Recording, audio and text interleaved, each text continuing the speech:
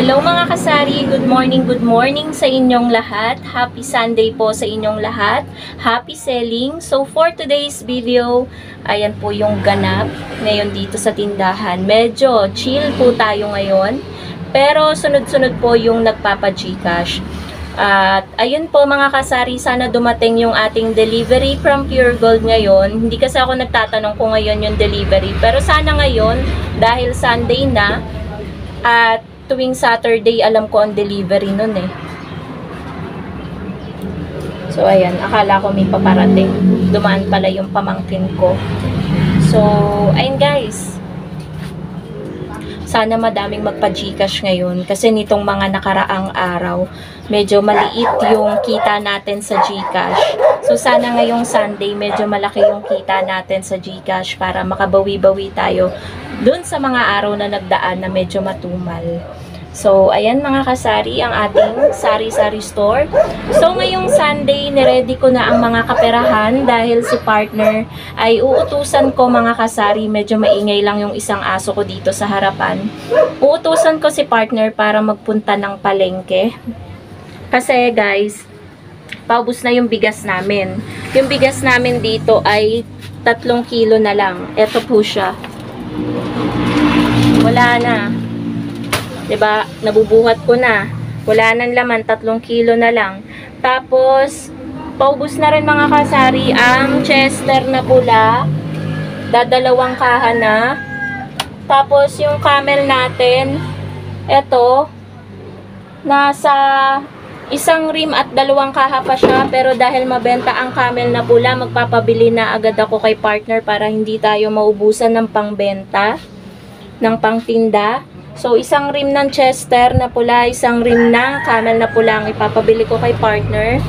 Nilista ko na rin yung mga papamilihin niya. So, para hindi rin sayang ang pagpunta ni partner, mga kasari, sa palengke, is naglista na rin ako ng mga papamilihin niya na mga frozen goods. Kasi guys, ubos na rin halos ang mga frozen goods. Kita nyo, kukunti na yung laman. Magpapabili po ako ng slice ham, longganisa, embutido, TJ na hotdog at star nuggets. Ayan, nakalista na lahat para wala siyang makalimutan. 2 sakong bigas, tsaka plastic ng yelo, yung sure ang tatak. Magpapabili din pala ako ng 3 kaha ng Marlboro Lights. 3 kaha lang dahil di naman mabenta ang Marlboro Lights. Paminsan-minsan lang may naghahanap. So, ayan yung mga papamilihin ni partner.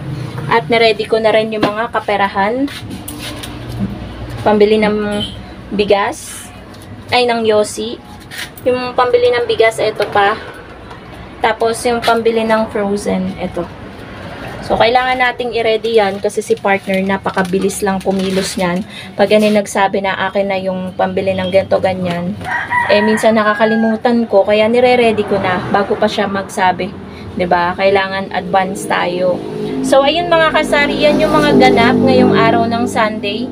Medyo natapos ko na yung mga ilang gawain dito sa tindahan. Nagaantay na lang tayo ng delivery ni Pure Gold at yung mga mag-Gcash, nagaantay din tayo dahil maaga pa lang, marami nang magsasabong dahil linggo ngayon.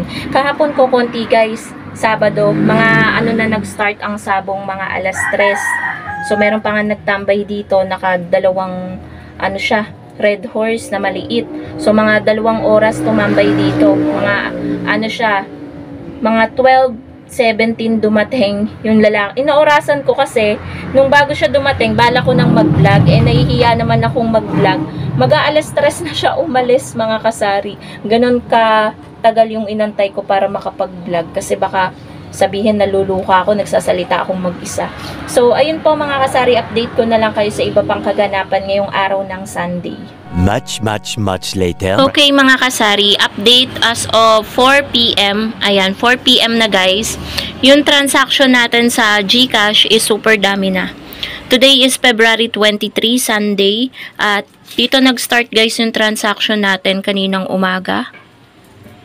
Tapos, napuno na to. Itong likod. Tapos, meron na din tayo dito.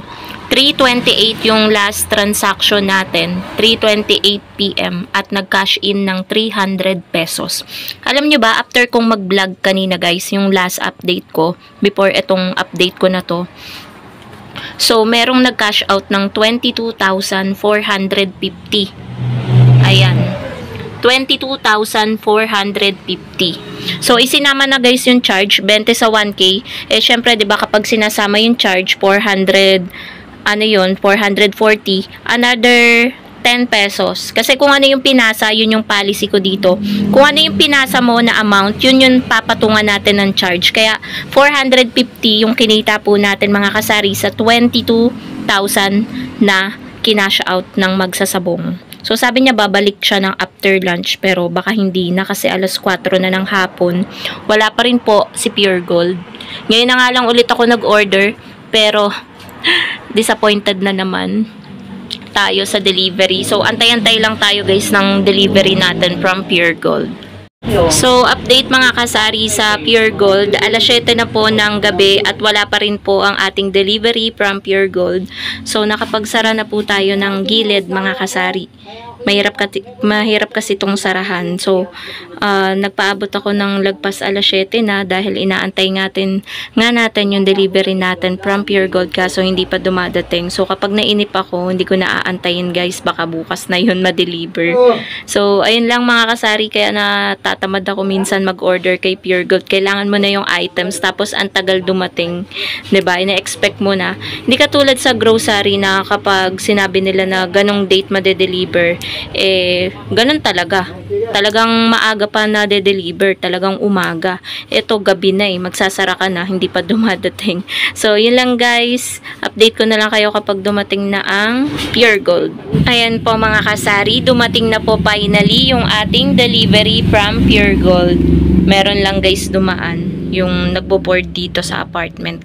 Maingay yung motor niya. So, 7:30 na po idinating itong ating order from Pure Gold. Ayan. So, hiyaw ako dito. Nakaabang na ako. Si kuya, hindi ako pinapakinggan. Itong mabigat na to, dito pa rin ibinaba. Nakadalawang hiyaw ako ng kuya dito kako. Ako na lang ang nagbuhat mga kasari. Kinuha ko na lang sa harapan. Tapos, itong pangalawang box na malaki, dun din idiniretso. Tinawag ko lang para ilagay kahit dito. Ako na lang nagbuhat dito pa loob. So, ayan. Madadala na tuloy ulit akong mag-order sa Pure Gold, mga kasari. Anong tagal ko talaga, mga kasari, na hindi nag-order sa Pure Gold. Although, bumibili kami ni partner, namimili kami, palagi pa rin kay Pure Gold. Pero, hindi ako nagpapadeliver. Kumbaga, siguro, mga kasari, mga 1 month mahigit akong hindi nagpa-deliver at nag-order sa ahente. Dun sa pumupunta dito sa tindahan para kumuha ng order. Siguro mga magdadalawang buwan ganun. Bukas ko na lang sa inyo mga kasari i-haul yung laman nitong 2 box from Pure Gold. Hello mga kasari, good morning. Good morning sa inyong lahat. Madilim pa mga kasari. So ngayon, na-open ko na tong mga box na to from Pure Gold. Gabi na kasi to guys, idinating 7:30 na. So sabi ko ngayong umaga ko na lang i-haul sa inyo yung laman. So itong laman nito, nitong maliit na box ay mga non-food items. Merong Safeguard, merong mga litro na Sunrox, 500 ml, 250 ml, may lemon, may 100 ml, ayan siya. Ubus na kasi guys yung mga Sunrox natin. Tingnan nyo. Mga Max Glow yung nandito sa baba. 'Di ba? Tatanggalin ko yung iba dyan para mailagay ko naman yung mga Sunrox. Tapos sa ibabaw na to, ito yung mga chichirya na natira na nakalagay dito kahapon. Tapos ito yung mga na-deliver. Sobrang na-disappoint ako or na ano ko guys dahil ang dami kong in-order na chichirya. Pero ito lang yung idinating. Sobrang konti lang. Tapos, ay, bago ang piatos. May Primor chips. Ayan. May piatos tayo dyan. Merong mga nagaraya. Iba't ibang flavor. Merong garlic, original, adobo, hot and spicy. Bread pan. Ayan. Merong tortillos. Ito. Bread pan na kulay dilaw, bread pan na kulay green. Merong manghuan.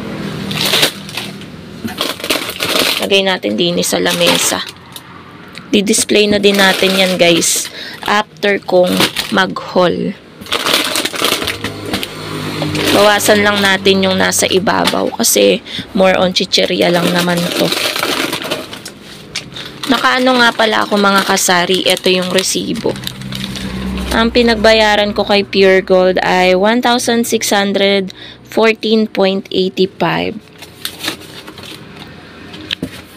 So, meron tayo ditong toyo. Yan, negosyo pack. Dagdag kita, save as much 7%.